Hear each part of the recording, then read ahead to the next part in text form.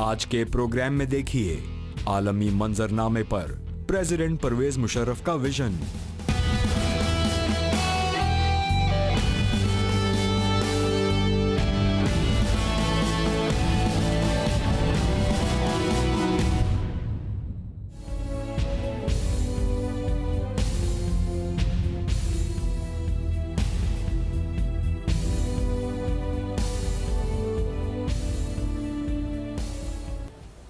हमें फ़ख्र है अपने पाकिस्तानी होने पर, हमें फ़ख्र है अपने बोलबाला होने पर। अस्सलाम वालेकुम नाजरीन, मैं हूं शनाया सिद्दीकी और आप देख रहे हैं सबसे पहले पाकिस्तान विद प्रेसिडेंट परवेज मुशर्रफ की एक्सक्लूसिव इंटरव्यू सीरीज़। हमारे साथ मौजूद हैं मर्द मुजाहिद, कारगिल के हीरो, फ़ख्र पाकिस्तान, जिनके दौरे हुकूमत में पाकिस्तान ने बेपनाह तरक्की की। जी नाजरीन, आज हम हमारे पहले सेगमेंट में बात करेंगे बैनुल अक़वामी अमूर से रिलेटेड और जानेंगे जनरल रिटायर्ड परवेज मुशर्रफ का अपना विजन। अस्सलाम वालेकुम sir, thank you for joining us. Thank you very much. वालेकुम अस्सलाम।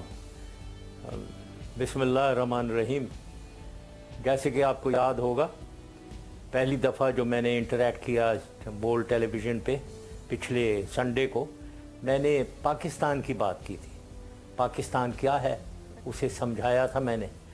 मकसद ये था कि हमारे में एक कॉन्फिडेंस आए अपने मुल्क में कि हम कोई छोटा मोटा मुल्क नहीं है, हमें कोई ख़तरा, अगर हम अपने आप को स्ट्रॉन्ग रखें अंदरूनी तौर पे, अल्लाह ताला के फजल करम से कोई हमें ऐसे परेशानी की ज़रूरत नहीं। तो इस कॉन्फिडेंस दिलाने के बाद आज मैं सोच रहा था कि मैं बात करूं एक्सटर्नल अफेयर्स के ऊपर, जिसमें दुनिया और हमारा रीजन, हमारा खित्ता, इसके बारे में, और सीधा मोटी मोटी बातें मैं करूँगा। तो सबसे पहले लेते हैं द वर्ल्ड, यानी दुनिया को मैं कैसे देखता हूँ। पहली बात इसमें, ये दुनिया जो है यूनिपोलर होने से अब मल्टीपोलर बन रही है और बन भी गई है। इस मल्टीपोलैरिटी में और वर्ल्ड पावर्स उभर रहे हैं। इनमें से दो जो अहम हैं वो तो हैं चीन और रूस। ये दोनों इस नई दुनिया में, मल्टीपोलर दुनिया में सुपर पावर ये भी उभर रहे हैं।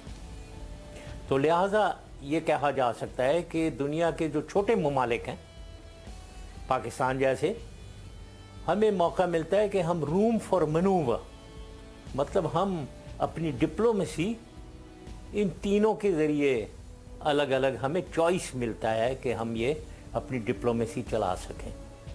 यानी एक ताकत के ऊपर हम डिपेंडेंट नहीं हैं, या हमारी मजबूरी एक ताकत के ऊपर नहीं है। तीन ताकतें हैं जिनके साथ हम कांटेक्ट में रह सकते हैं। दूसरी बात, जियो स्ट्रेटेजिक फोकस दुनिया का वो शिफ्ट हो गया है जब सोवियत यूनियन अफगानिस्तान से डिफीट हुई और डिसइंटीग्रेट हुई। उसके बाद से जियो स्ट्रेटेजिक फोकस पहले जो यूरोसेंट्रिक था, यानी यूरोप में था, NATO versus Warsaw Pact, east versus west होता था, और तमाम यूएस फ्लीट जो है, नेवल फ्लीट, वो अटलांटिक में होती थी। अब वो शिफ्ट हो गया यहाँ साउथ एशिया, मिडल ईस्ट में और ईस्ट में। तो जियो स्ट्रेटेजिक फोकस यहाँ आ गया, और अटलांटिक की ये जो नेवल फ्लीट है अमेरिका की, वो अटलांटिक से शिफ्ट होकर उसका वज़न इधर पैसिफिक ओशन में आ गया है पूरा। यानी जियो स्ट्रेटेजिक फोकस पूरा हट के अब हमारे रीजन में आ गया है। अब ये मैं बताना चाहता हूँ, ये तो तब्दीली दुनिया की, और मैं ये भी कहना चाहता हूँ कि कोई भी दुनिया में कोई मुल्क जो है एक वैक्यूम में, खला में नहीं रह रहा है। वो एक दूसरे से इंटरेक्ट करते हैं। ट्रेड और कॉमर्स इंटरेक्शन चाहिए, एनर्जी में चाहिए कोऑपरेशन, इकोनॉमिक कोऑपरेशन चाहिए, और अब तो पानी का भी कोऑपरेशन चाहिए, पानी का तनाज़ा हो सकता है। तो इस सिलसिले में एक दूसरे से मिलकर, एक दूसरे से कांटेक्ट होकर डील करके दुनिया चलती है। इसमें इंटरस्टेट रिलेशंस का मैं हमेशा कहता रहा हूँ कि जब डील करना है दूसरे मुल्कों से, तो ये जो इंटरस्टेट रिलेशंस हैं, ये 50% से ज़्यादा इंटरपर्सनल रिलेशंस पे होते हैं। इंटरपर्सनल लीडर्स में दो मुल्कों के लीडरशिप में जो इंटरपर्सनल रिलेशनशिप है उस पे काफ़ी डिपेंड करता है दो मुल्कों के रिलेशनशिप्स। तो ये बहुत इम्पॉर्टेंट बात है, लिहाजा हमारे लीडर्स का contact with other leaders of the world वो बहुत अहमियत रखता है। अब हर मुल्क के नेशनल इंटरेस्ट होते हैं, हमारे भी नेशनल इंटरेस्ट, और ये नेशनल इंटरेस्ट को वो मुल्क प्रोमोट करना चाहिए उन्हें, और उनको बचा कर रखना चाहिए, सिक्योर करना चाहिए अगर नेशनल इंटरेस्ट को कोई थ्रेट हो रहा है जी। और नेशनल इंटरेस्ट तब्दील नहीं होते हैं, पॉलिसीज ने बनती हैं। वो पॉलिसीज जो हैं वो एनवायरनमेंट, माहौल जितना तब्दील होगा पॉलिसी भी तब्दील होनी चाहिए। तो पॉलिसीज तब्दील होती रहती हैं, नेशनल इंटरेस्ट तब्दील नहीं होते हैं। वो पॉलिसी बनती हैं नेशनल इंटरेस्ट को सिक्योर करने के लिए और नेशनल इंटरेस्ट को प्रमोट करने के लिए, ये हमें पता होना चाहिए। और आखिर में नेशनल इंटरेस्ट जो हैं ये हैं जो डिप्लोमेसी के ज़रिए प्रमोट होते हैं। दुनिया में आगे जाना है, अपने नेशनल इंटरेस्ट को प्रमोट करना है और अपने जो इंटरेस्ट हैं उनको बचा कर रखना है। और ये दुनिया, ये भी मैं बताना चाहता हूँ, मेरी जो एक्सपीरियंस है इस दुनिया में 10 साल की, ये दुनिया एक जंगल है। इधर माइट इज़ राइट, इधर ये समझना कि जी बड़ी जस्टिस मिल जाएगी, हम यूनाइटेड नेशन में चले जाएंगे, ऐसी कोई बात नहीं है। यहाँ इन्फ्लुएंस डेवलप करना पड़ता है। मुल्कों के साथ आप अपना इन्फ्लुएंस डेवलप करें, यानी असर रसूख डेवलप करें दुनिया में, और वो फिर वो उस असर रसूख जो है उनको इस्तेमाल करते हुए आप अपने नेशनल इंटरेस्ट प्रमोट कर सकते हैं। लेकिन माइट इज़ राइट, ताकत बोलती है, ताकत बोलता है, हमेशा याद रखें। तो पाकिस्तान ने अगर अपने इंटरेस्ट बचाने हैं और प्रमोट करने हैं, अंदरूनी तौर पे हमारी ताकत रहनी चाहिए। कमज़ोर मुल्क की इस दुनिया में कोई ख़ास जगह नहीं है। अब आ जाते हैं, ये दुनिया की बात थी, अब आ जाते हैं साउथ एशिया, हमारी रीजन साउथ एशिया। इसके बारे में मैं बात करना चाहता हूँ। जहाँ मैंने बताया आपको दुनिया का स्ट्रेटेजिक फोकस ही इधर शिफ्ट हो गया, तो बहुत अहमियत है इस रीजन की, क्योंकि जो कुछ भी हुआ है, हिंदुस्तान पाकिस्तान का तनाज़ा, अफ़गानिस्तान, ईरान, गल्फ, इसकी वजह से सारा फोकस इधर आ गया है दुनिया का। तो इसके बारे में बात करनी चाहिए। इसकी रिप्रेजेंटेटिव जो है साउथ एशिया का, वो एक सार्क है, south Asian association for regional cooperation. वो एक इंस्ट्रूमेंट है जो 8 मुल्क इस साउथ एशिया में जो हैं, यानी हिंदुस्तान पाकिस्तान, बांग्लादेश, श्रीलंका, मालदीव्स, अब अफ़गानिस्तान भी आ गया है, भूटान, नेपाल, ये 8 मुल्कों की सार्क है। इन 8 मुल्कों में अनफॉर्चुनेटली अगर देखा जाए, इनका मकसद तो ये है कि socio economic cooperation for cooperative development, यानी सोशियो इकोनॉमिकली आप अपने आप को तरक्की दें, आपस में मिल कर रहें, एक दूसरे को असिस्ट करें, एक दूसरे से ट्रेड करें, एनर्जी कोऑपरेशन हो और तरक्की मिले सबको मिलकर। लेकिन बदकिस्मती हमारी है, ये बिल्कुल इम्पोर्टेंट ऑर्गेनाइजेशन हुआ है। इम्पोर्टेंट ये इसलिए हो, मतलब एक बिल्कुल फरसुदा कमज़ोर ऑर्गेनाइजेशन है, कोई ख़ास सोशियो इकोनॉमिक कोऑपरेशन इसमें नहीं है। क्यों नहीं है? इसलिए नहीं है, हिंदुस्तान पाकिस्तान का जो तनाज़ा है, ये जो हमारी कन्फ्रंटेशन है और जंगें हम लड़ते हैं, उसकी वजह से ये सार्क बिल्कुल एक बेकार सी ऑर्गेनाइजेशन बनी हुई है। और इसका सबूत आपको मिला, ये पिछले साल, इसी साल जब ये सार्क की कॉन्फ्रेंस थी इस्लामाबाद में, वो हिंदुस्तान ने उसको स्कटल करा दिया, कैंसिल करा दिया उसे। कैसे कैंसिल करवाया? उधर भूटान, बांग्लादेश, अफ़गानिस्तान और भी और छोटे मुल्कों को ये दबाकर अपनी मनमानी करवाता है, क्योंकि ये एक इस रीजन का, मैं कहूँगा, मुझे बुली मैं कहता हूँ इन्हें, वह उर्दू में मुझे लफ्ज़ नहीं मिल रहा था, मैं सलीस सिंपल उर्दू में मैं समझता हूँ ये एरिया का दादागीर है, ये दादागीर है हमारे एरिया का बना हुआ है। ये दो छोटे मुल्क हैं, उनको दबाता है और अपनी मनमानी करवाता है। इसलिए ये बेकार सी ऑर्गेनाइजेशन है सार्क। अब उसके अंदर पाकिस्तान जो है ये एक थॉर्न इन द साइड है। जी। ये उनकी मनमानी, हम मानते नहीं है उनका कहना, ये उनको खलता है। तो इसलिए हमारे से उनकी जंगें हैं, तनाज़ा है, लड़ाइयाँ हैं और ये चल रहा है। लेकिन ये कोई, मैं ये कहना चाहूँगा, ये थॉर्न इन द साइड हमें रहना चाहिए। अपनी इज्जत अगर हमने बरकरार रखनी है, अपनी सॉवरेंटी बरकरार रखनी है, अपनी ऑनर और डिग्निटी, अपने वकार, अपनी बका अगर बरकरार रखना है तो हम ये थॉर्न इन द साइड ही रहेंगे इनका। और हमें अपने आप को मजबूत करना है ताकि जब थॉर्न इन द साइड है तो इसका जो उधर से प्रेशर आएगा उसको हम सह सकें। अब आते हैं इंडो पाकिस्तान डिस्प्यूट के ऊपर। ये क्या है, क्या इंडो पाकिस्तान डिस्प्यूट क्या है, ये चक्कर क्या है, मुसीबत क्या हुई हुई है?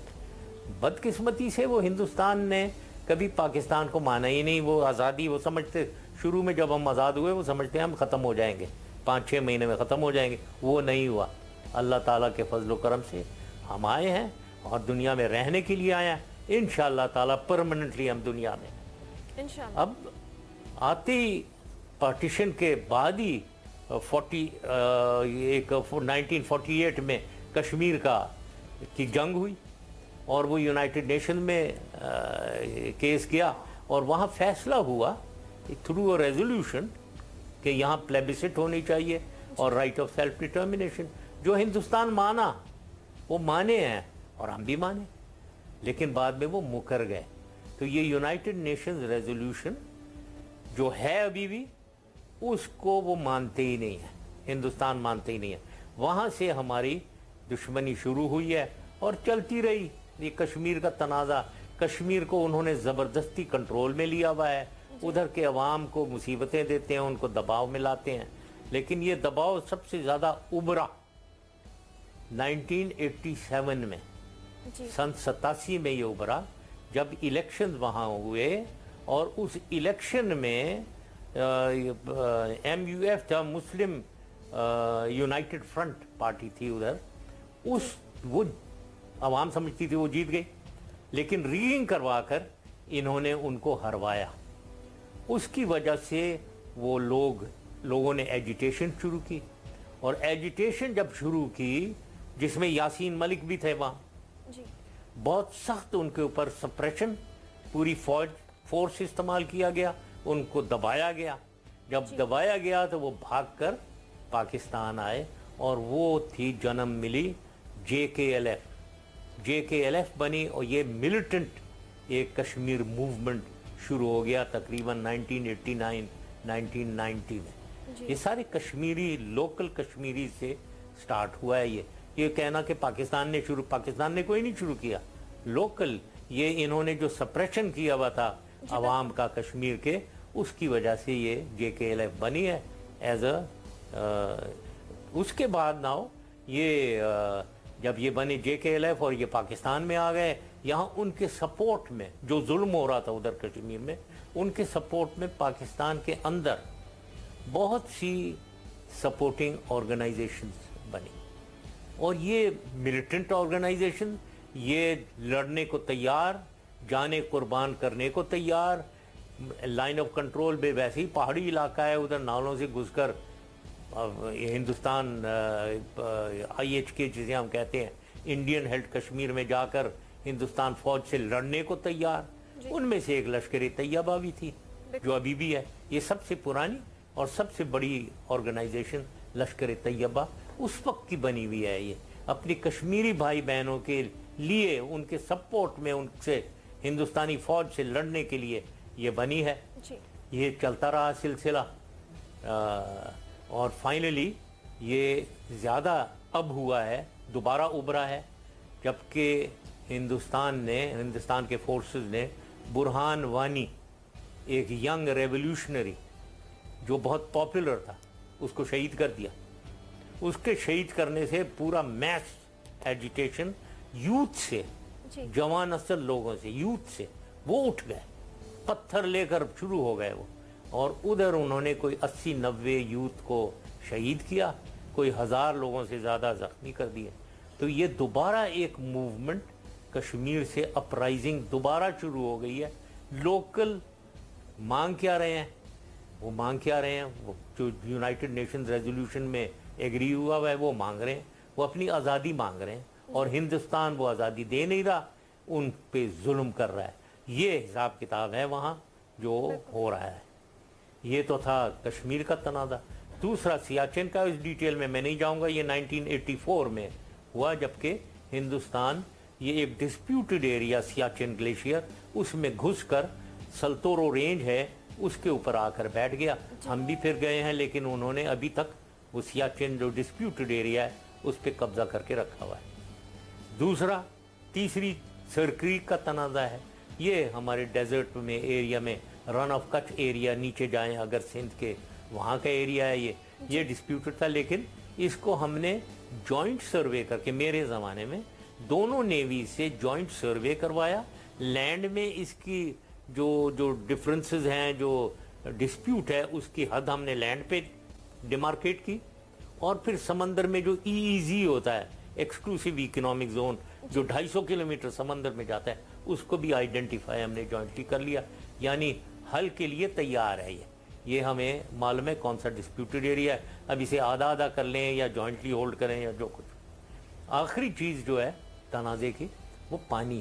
یہ پانی کا اب ڈسپیوٹ دوبارہ یہ مودی صاحب نے دوبارہ کھڑا کر دیا. حالانکہ انڈس واٹر ٹریٹی جو ہوئی تھی اس میں یہ ڈسپیوٹ ختم ہو گیا تھا.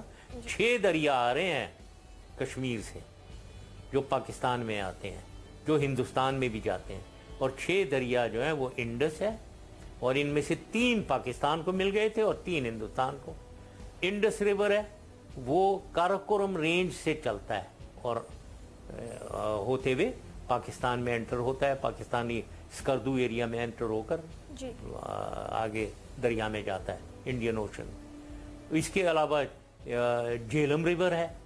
جیلم ریور ہمالیاز سے نکلتا ہے, وہ بھی ہوتے ہوئے پاکستان کے تھرو ہوتے ہوئے سمندر میں جاتا ہے.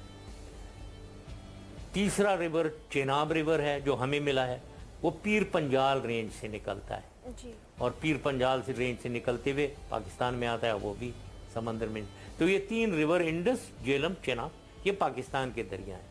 یہ کاراکورم سے, ہمالیہ سے, پیر پنجال سے نکلتے ہیں.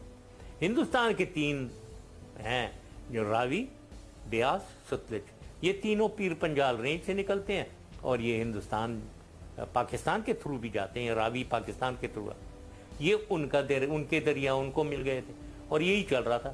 اب اس کا ڈسپیوٹ انہوں نے دوبارہ کھولا ہے. اس کی انڈس واٹر ٹریٹی کے مطابق ادھر ڈیم وہ بنا سکتے ہیں لیکن صرف بجلی جنریشن کے لیے, پانی ڈائیورٹ نہیں کر سکتے.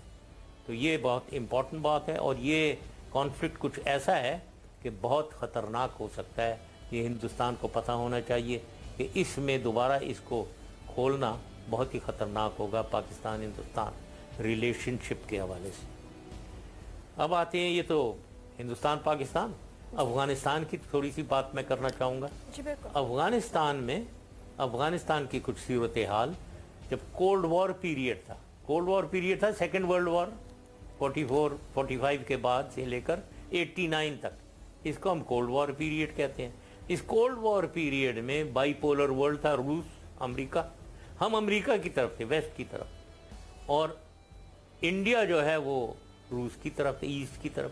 اور ان کی تینوں ملک, انڈیا, افغانستان اور روس, ان تینوں کا ٹوٹل انفلوئنس تھا افغانستان کے اوپر.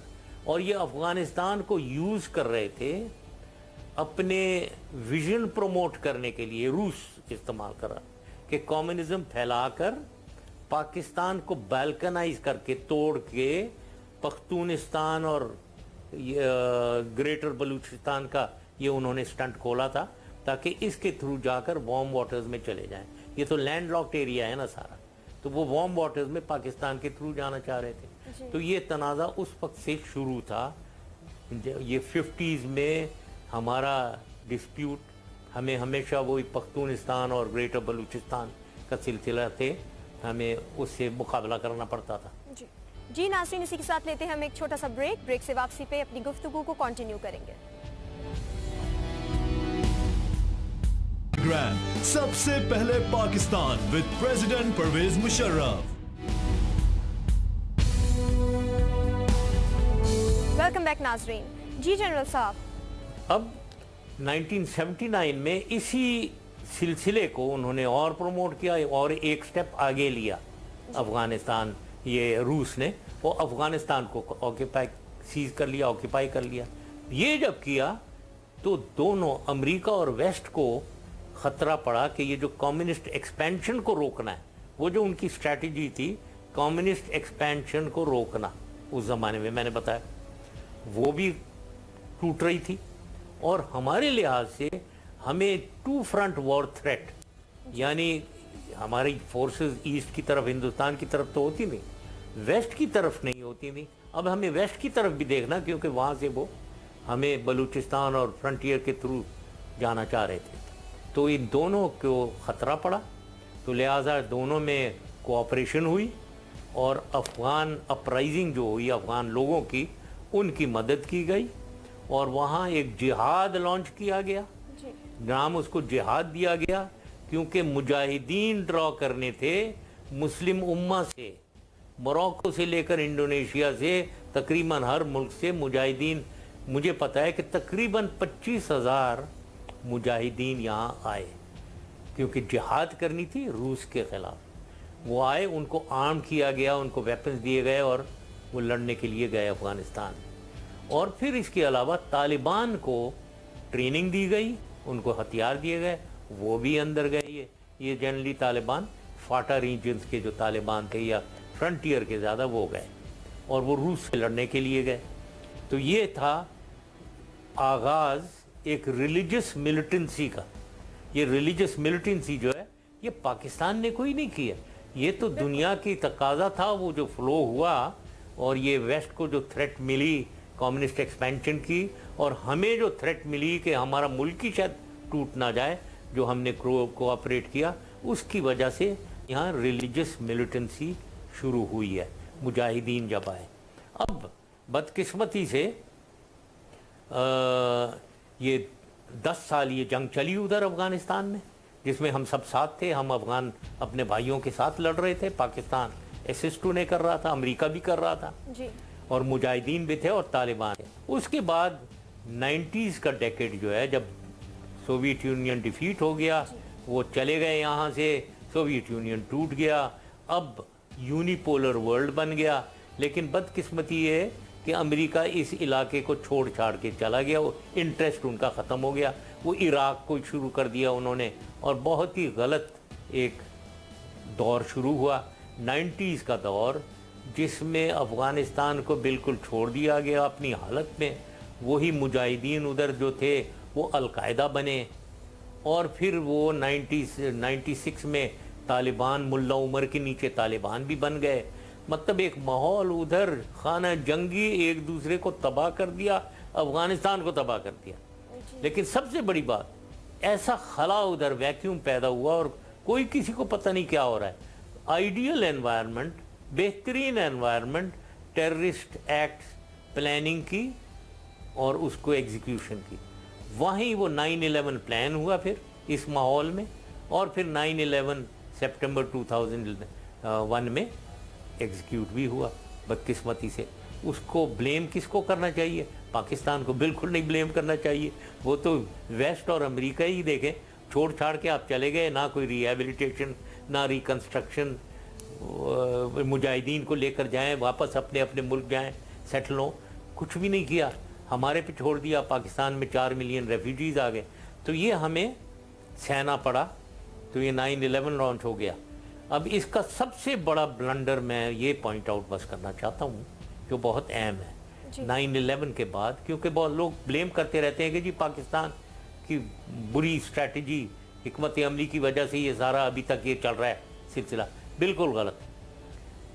अब 9/11 जब हुआ, वहाँ अमेरिका ने अटैक किया अफ़गानिस्तान में, पूरी दुनिया ने उन्हें सपोर्ट किया था, पूरी दुनिया ने। तो लिहाजा पाकिस्तान ने भी, यस, हमने भी सपोर्ट किया। और मेरे ख्याल में ये फ़ैसला बिल्कुल अभी भी मैं जब सोचता हूँ सही फ़ैसला था कि सपोर्ट किया। तालिबान और अलकायदा बिल्कुल डिफीट किए गए वहाँ, और ये भागकर हमारे पहाड़ों में आ गए। अफगानिस्तान में टोटल वैक्यूम एक खला पैदा हो गया। 9 अहम बात देखने की, अब जब ये खला पैदा हो गया, मिलिट्री विक्ट्री हो गई जी, मिलिट्री को फतेह हो गई, बहुत बड़ी फतेह, ये अमेरिका को और वेस्ट को, उन्होंने तालिबान अलकायदा को डिफीट कर दिया। लेकिन अब ये मिलिट्री को कन्वर्ट करना था पॉलिटिकल विक्ट्री में। पॉलिटिकल विक्ट्री क्या थी? पॉलिटिकल विक्ट्री जब ये होती जब हुकूमत एक काबुल में बिठाई जाती जो एथनिक डिवीजन जो है अफगानिस्तान की उसके मुताबिक होती, यानी पख्तून वहाँ 50% है और हमेशा अफगानिस्तान को पख्तून गवर्न करते रहे हैं हिस्ट्री में। हिस्टोरिकली पख्तून की डोमिनेंस से एक हुकूमत बैठती काबुल में, इन्होंने बना दिया हुकूमत बिठाई पंशीरी डोमिनेशन। पंशीरी कोई 8% है अफगानिस्तान के, उनकी डोमिनेट, क्योंकि वो हमेशा तारीखी तौर पे वो कोल्ड वॉर पीरियड में हिंदुस्तान रूस उनको सपोर्ट करता था, अभी भी ये हिंदुस्तान क्योंकि फेवर में था उनके, तालिबान ये पख्तूनों के खिलाफ था, तो वो उनके साथ जब ये किया तो वो जो वैक्यूम है जो 1.5 साल चला है जिसका हमने फ़ायदा नहीं उठाया कि हम वहाँ एक अच्छी गवर्नमेंट हुकूमत, एक्सेप्टेबल हुकूमत बिठाते, वहाँ ये दोबारा तालिबान, ये पख्तून तालिबान दोबारा उभरने लगे और जितने पख्तून हैं वो तालिबान की तरफ जाने लगे क्योंकि उनको गवर्नेंस में उनका हिस्सा, जायज़ हिस्सा नहीं दिया गया। जी सर। तो ये तालिबान दोबारा उभरे और ये चल रहा है सिलसिला, अभी तक यही है। अब बस ये है आखिर में यही कहना चाहता हूँ कि हम पाकिस्तान टेररिज्म परपेट्रेटर नहीं, हम तो विक्टिम हैं। और सिचुएशन अब जो है हिंदुस्तान की इंग्रेस हो गई है वहाँ अफ़गानिस्तान में, और हिंदुस्तान की अहमियत यूनाइटेड स्टेट्स भी रिकग्नाइज कर रहा है जी सर। और पाकिस्तान साइडलाइन हो रहा है। ये अब बहुत डेंजरस सिचुएशन है जो फ्यूचर में हमें निपटना है, डिप्लोमेटिकली हमें निपटना चाहिए, क्योंकि हमारा इंटरेस्ट अफ़गानिस्तान में बहुत ज़्यादा है। हिंदुस्तान का इंटरेस्ट सिर्फ इतना ही है कि वो पाकिस्तान को डिस्टेबलाइज करे अफ़गानिस्तान को यूज़ करके। ये सारी बातें थी जो मैं सोचा मैंने कि मैं एक्सटर्नल अफेयर्स यानी दुनिया और रीजन के बारे में। जी जनरल साहब, पाकिस्तान के ताल्लुकात में ईरान और सऊदी अरब बहुत अहमियत रखते हैं, लेकिन कई दफ़ा हमने देखा कि इन दोनों मुल्कों की कोल्ड वॉर की वजह से पाकिस्तान को बहुत ज़्यादा मुश्किल पेश आई है। जनरल साहब, आपको क्या लगता है कि पाकिस्तान इनकी कोई सुलह करा सकता है या करानी चाहिए? जी हाँ, करवा सकता है बिल्कुल, और करवाना चाहिए। देखें, पाकिस्तान में उम्मा का, मेरी नज़रों में, मैं ये सिर्फ इसलिए नहीं कह रहा हूँ, मैं पाकिस्तानी हूँ, आप भी पाकिस्तानी हैं और हमें ये कहते हुए खुशी होनी चाहिए। मैंने ये देखा है 10 साल तो ये भी देखा है, और पहले भी जब मैं DGMO था तो वहाँ बोस्निया में जो हो रहा था, तो बोस्निया सपोर्ट ग्रुप एक होता था दुनिया का, मुस्लिम उम्मा का, तकरीबन सारे 30-35 मुल्क उधर इकट्ठे बैठ के बोस्निया को कैसे हेल्प करना है। वहाँ मैं देखता था कि पाकिस्तान का रोल सबसे अहम, पाकिस्तान मुस्लिम उम्मा का जी सर सबसे अहम मुल्क है, सबसे बड़ा मुल्क है। अब हो जाएगा सेकंड नंबर पे पॉपुलेशन में इंडोनेशिया के पीछे, लेकिन उनको हम क्रॉस करने वाले हैं। लेकिन हमारी मिलिट्री सबसे ताकतवर है, हम एक न्यूक्लियर और मिसाइल पावर हैं, तो हम बहुत अहम हैं। तो लिहाजा इस अहमियत को हमें इस्तेमाल करते हुए उम्मा के अंदर हम आहंगी लानी चाहिए। हमारा ये रोल बनता है। अब बनेगा जब आप अंदरूनी तौर पे आपकी कोई स्टैंडिंग होगी, आपकी कोई इज्जत होगी, तो फिर ये रोल बनेगा। और ये अहमियत हमारे लिए इसलिए है कि पाकिस्तान अहले तशी के लिए दूसरा बड़ा मुल्क, ईरान सबसे ज़्यादा अहले तशी ईरान में है जी, और दूसरे नंबर पे अहले तशी पाकिस्तान में है। कोई कहता है 20%, कोई 18%, कोई 22%, मुझे पता नहीं है, लेकिन रफली इतने ही 20-22% अहले तशी पाकिस्तान में रहते हैं। तो ये इसकी बड़ी सेंसिटिविटी है। सऊदी अरब और ईरान की कशीदगी जब भी होती है, जहाँ भी होती है, उसकी सेंसिटिविटी हमारे ऊपर है। तो हमारे इंटरेस्ट में है कि हम ये ठीक करें, हम इसमें बीच में पड़ के सुलह सफाई करें हिंदुस्तान, सऊदी अरब और ईरान की। जैसा अब आजकल हर कोई सी पैक की बात कर रहा है, सी पैक से वापस्ता उम्मीदों में कितनी हकीकत है या कितनी ऐसी उम्मीदें हैं जिनमें मुबालगा राय की गई है? नहीं, सी पैक की तो हकीकत है। ये सी पैक के बड़ी वैल्यू है पाकिस्तान के लिए और चीन के लिए, दोनों जो मैंने बताया है। सी पैक की वैल्यू में भी चीन के लिए ज़्यादा है, हमारे लिए भी है, लेकिन हमारे लिए अहमियत जो इसकी है उसको हम पूरी तरीके से इस्तेमाल नहीं कर रहे हैं। ये बाय द वे 2004 में मैंने इनिशिएट किया था। ये आइडिया मैंने वहाँ चीन में जाकर दिया था उनके प्रेसिडेंट को और उनके लीडर्स को कि ये हम पाकिस्तान और चाइना को जोड़ते हैं और एक 8th wonder of the world create करते हैं। ये जो सड़क हमने बनाई है चीन में, काशगर जो जा रहा है, उड़िमची जो जा रही है, उसको उस सड़क के साथ रेलवे लाइन भी लगाते हैं, ऑयल पाइपलाइन, गैस पाइपलाइन और फाइबर ऑप्टिक्स लाइन बिछाते हैं। उसके साथ ये 8th wonder of the world create करते हैं। और उसका आइडिया बहुत था कि पाकिस्तान में फिर ग्वादर पोर्ट को डेवलप करना, जिसको हमने किया है।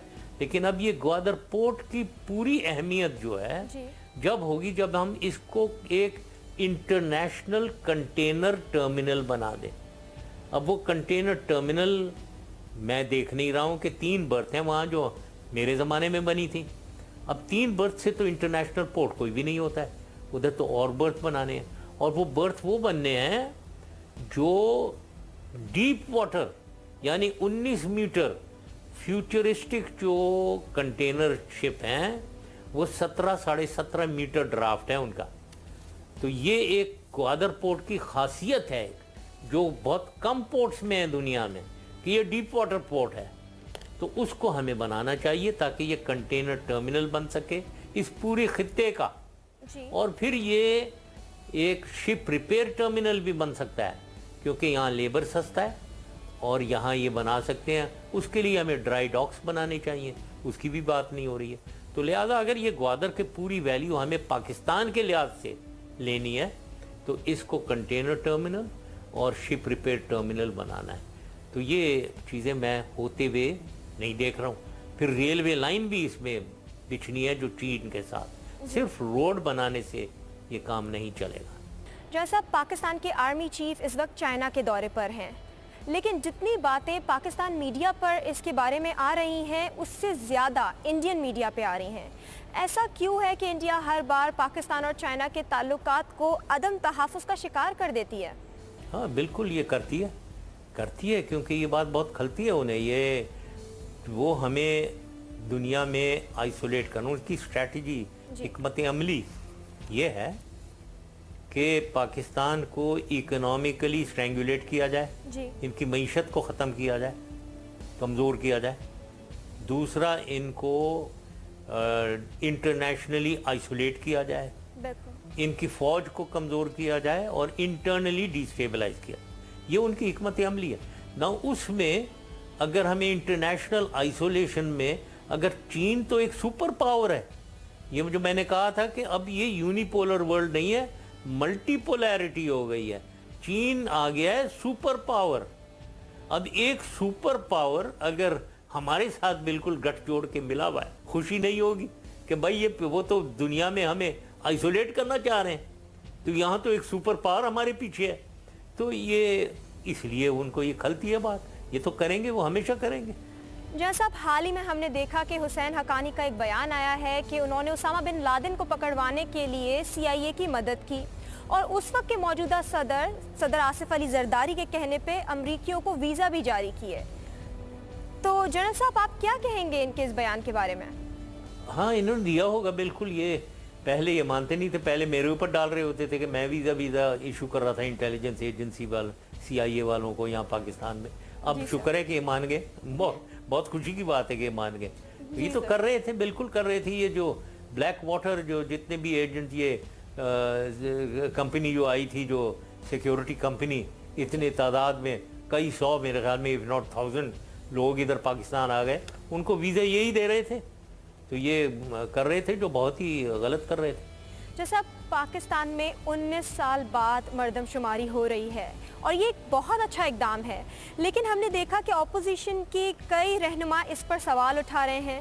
اس کی کیا وجہ ہے کہ سیاسی جماعتیں ایک اچھے اقدام کو بھی متنازع بنا دیتی ہیں؟ ہاں، کیونکہ یہ نیشنل انٹرسٹ نہیں دیکھ رہی ہوتی نا، مردم شماری ہو رہی ہے، یہ ان کے انٹرسٹ کو کلیش کرتی ہے بعض لوگوں کی۔ یہ اس میں کافی کچھ اس کی وجہ سے تبدیلیاں آئیں گی، جی کانسٹیٹیونسیز میں تبدیلیاں آئیں گی، جی رورل پاپولیشن کم ہوگی، اربن زیادہ ہو جائے گی جو ہوئی بھی ہے۔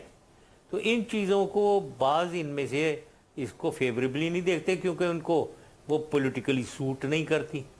تو یہ باتیں ہیں، لیکن اس کی اصلی ویلیو جب ہی نکلے گی جبکہ یہ بالکل فیئر پاپولیشن سینسس ہوگی، اور میری نظر میں فیئر جب ہی ہو سکتی ہے جب فوج کروائے، ورنہ میرا نہیں خیال ہے کہ یہ فیئر کسی لحاظ سے ہوگی، اور اس سے جھگڑے بنیں گے، لوگ فساد بنے گا، کہیں یہ نہ ہو کہ ہم ایک پنڈورا باکس میں ہم نے ہاتھ ڈال دیا، وہ ایک اور ادھر تنازع سارے لوگوں میں شروع۔ جیسا ہم نے حال ہی میں دیکھا کہ بھارت نے عملاً سارک کو ختم کر دیا ہے، اس کا جواب پاکستان کو کیسے دینا چاہیے؟ اب یہ سارک کو میں نے بتایا، سارک کو انہوں نے عملاً بالکل ختم کر دیا، یس، کیونکہ وہ پاکستان کو آؤٹ کرنا چاہ رہے ہیں، کہ وہ کہتے ہیں کہ جی 7 ملک ٹھیک ٹھاک ہیں، بھائی یہ ایک آپ کا ملک ہے۔ یہ میں نے ابھی یہاں ریسنٹلی یہاں ایک لیکچر دیا، واشنگٹن فیلوز نے مجھے انوائٹ کیا تھا، جس میں ساؤتھ ایشیا رائزنگ سبجیکٹ ملا تھا، چیلنجز اینڈ اپرچونٹیز۔ ادھر ایک صاحب نے اٹھ کر، بالکل وہ ہندوستان کے ہی صاحب تھے، انہوں نے میرے پہلا سوال یہی کیا، بالکل یہ کہ سارک جی بڑی اچھی ہے، 7 ملکوں میں تو بہت کوآپریشن ہے، آپ جو ہے نا پاکستان مجھے کہتا ہے کہ آپ کی وجہ سے یہ بس آپ گڑبڑ کرواتے ہیں اندر۔ میں نے کہا دیکھو بھائی، میں نے 10 سال جب میں انچارج رہا ہوں، کتنی دفعہ میں نے سارک کانفرنسز اٹینڈ کیے ہیں، میں تمام لیڈر سے ملتا تھا۔